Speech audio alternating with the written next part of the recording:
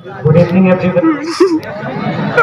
और आज का टेस्ट बढ़िया रहा होगा और कॉन्फिडेंस भी फील हो रहा होगा और ऐसे कॉन्फिडेंस बनाए रखना है।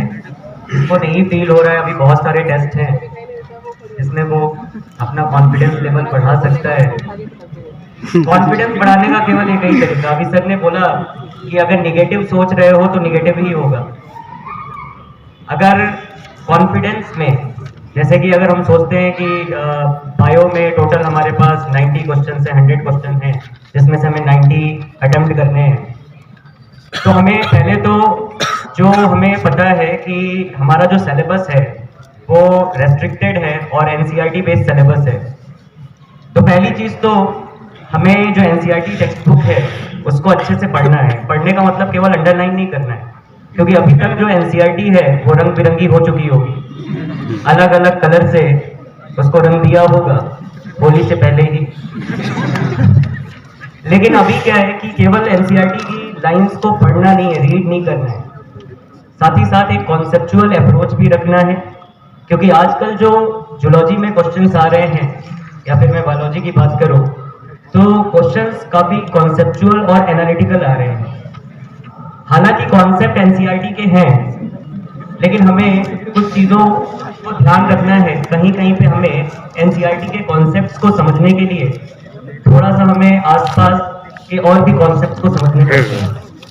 अब जैसे कि अगर मैं बात करूं जूलॉजी की स्पेशली, तो जूलॉजी में जो 20% वेटेज है, 20 से 30% वेटेज जो है वो केवल ह्यूमन फिजियोलॉजी का है। ह्यूमन फिजियोलॉजी एक इम्पॉर्टेंट पोर्शन भी है, क्योंकि हमें पता है आगे जब हम कॉलेज में जाएंगे तो फर्स्ट ईयर में फिजियोलॉजी जैसा सब्जेक्ट ही मिलता है। तो जो सबसे पहली अप्रोच हमारी होगी कि जो हमारे हाई वेटेज वाले चैप्टर हैं, जहाँ से कॉन्सेप्चुअल क्वेश्चन आते हैं, खासकर ह्यूमन फिजियोलॉजी की बात करें और बायोटेक्नोलॉजी की बात करें, तो यहाँ से बहुत ही कॉन्सेप्चुअल अप्रोच होती है।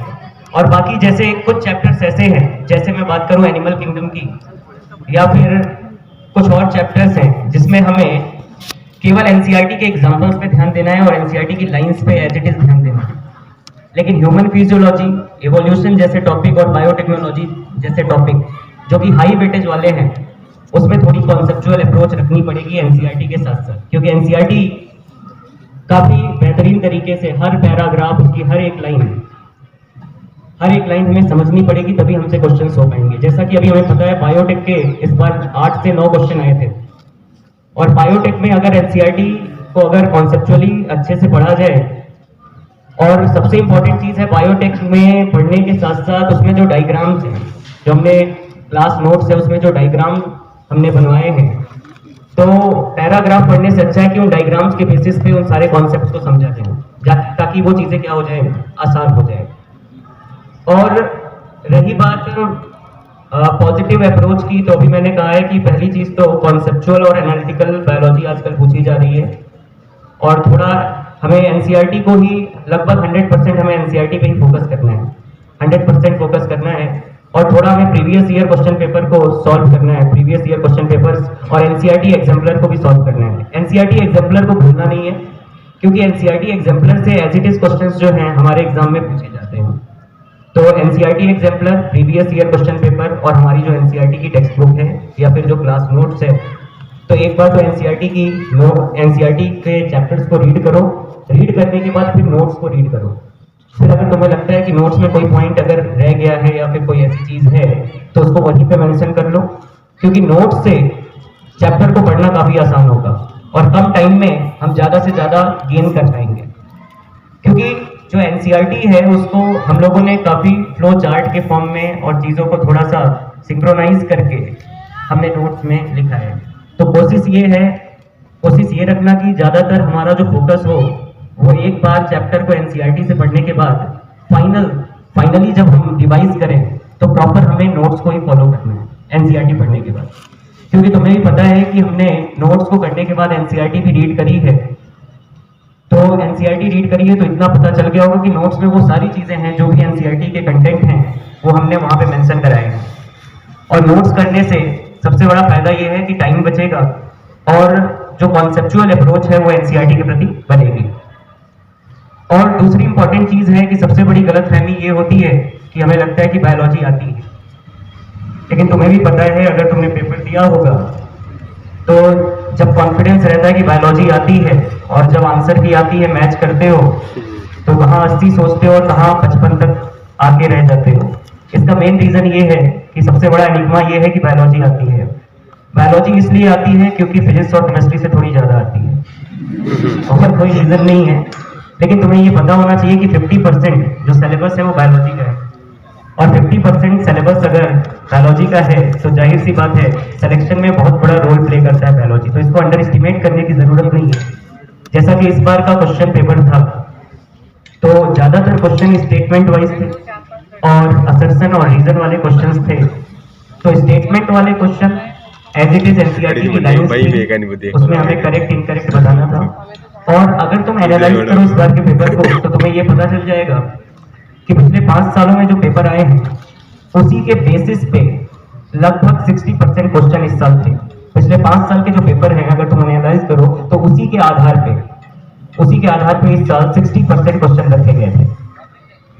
तो ये कॉन्सेप्चुअल अप्रोच एक तो रखनी है और एक तुम्हें एनसीईआरटी को जो डायग्राम्स दिए गए हैं, डायग्राम्स की लेबलिंग और जो डायग्राम्स हैं उन पे भी तुम्हें फोकस करने की जरूरत है। तो डायग्राम्स को भी नहीं छोड़ना है, एनसीईआरटी एग्जाम्पलर भी हमें प्रैक्टिस करनी है और इसके अलावा एनसीईआरटी को अच्छे से रीड करना है थॉरोली।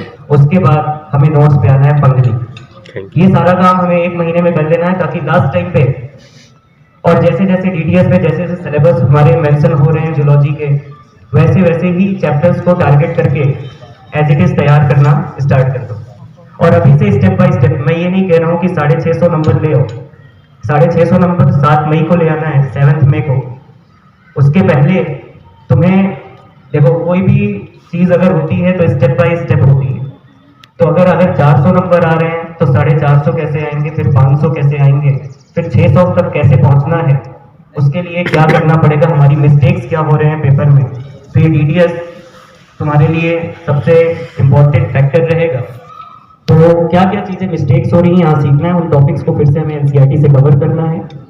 और तुम्हें वैरायटी ऑफ क्वेश्चंस मिलेंगे डीडीएस में, तो जाहिर सी बात है कि 70-80% क्वेश्चन अगर तुम डीडीएस को ईमानदारी से दे रहे हो तो 70 to 80% क्वेश्चन तुम्हारे बायोलॉजी के केवल डीडीएस के बेसिस पे ही हो जाएंगे। पेपर में तुम्हें वैसे एज इट इज आसपास से रिलेट करके ही मिलेंगे, थोड़ा बहुत लैंग्वेज में चेंज आएगा। बायो में सबसे इंपॉर्टेंट चीज होती है लैंग्वेज।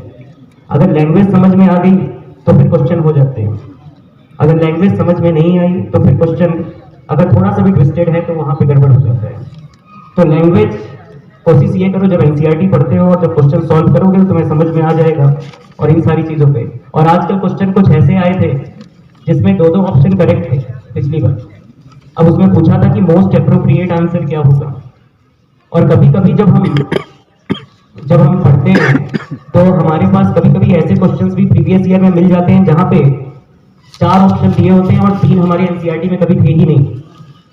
तो उसमें सबसे इंपॉर्टेंट चीज सोचने की जरूरत ये है कि वो जो 4 ऑप्शन दिए हैं उसमें से एक ऑप्शन ऐसा होगा जो तुम्हारी एनसीईआरटी टेक्स्ट बुक से होगा, या तो वही इनकरेक्ट होगा या तो वही क्या होगा, करेक्ट होगा। उन 3 ऑप्शन को देख के भटकना नहीं है कि ये तो हमने कभी पढ़ा ही नहीं। वो 3 ऑप्शन बस ऐसे ही दिए हैं ताकि हम उन ऑप्शन को भूल जाए जो हमने पढ़ा है। तो याद रखना जब भी करेक्ट और इनकरेक्ट स्टेटमेंट पूछे और 3 क्वेश्चन ऐसा हो कि लगे कि वो बाहर से है, हमारे सिलेबस पे नहीं है, तो उस स्टेटमेंट पे फोकस करना जो हमारे सिलेबस पे है। या तो वही करेक्ट होगा या तो वही इनकरेक्ट होगा। तो उसमें घबराने की बात नहीं है कि कभी कभी ऐसा हो जाता है कि बाहर से। हालांकि एक तो क्वेश्चन ऐसे भी हैं जो हमारी पुरानी एनसीईआरटी में मेंशन थे, उसके क्वेश्चन जब प्रीवियस ईयर में करोगे तो तुम्हें उसके भी क्वेश्चन मिलेंगे। जैसे एनिमल किंगडम की बात करें तो उस पर सिल्वर फिश की बात करता है। सिल्वर फिश हमारी नई एनसीईआरटी में मेंशन नहीं है, लेकिन ओल्ड एनसीईआरटी में मेंशन था, इसीलिए प्रीवियस ईयर जब सॉल्व करोगे तो वहां सिल्वर फिश मिलेगा। तो उसके लिए ये मत सोचने लगना अच्छा ये तो बाहर से आया हुआ है।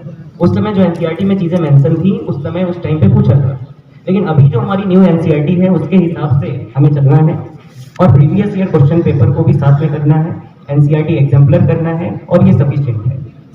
बस ये 2 चीजें, और मेनली तुम्हें 2 चीजों पर फोकस करना है, एक तो एनसीईआरटी और दूसरा प्रीवियस ईयर क्वेश्चन पेपर। ये 2 चीजें हैं जो मेन फैक्टर है तुम्हारे सिलेक्शन के लिए।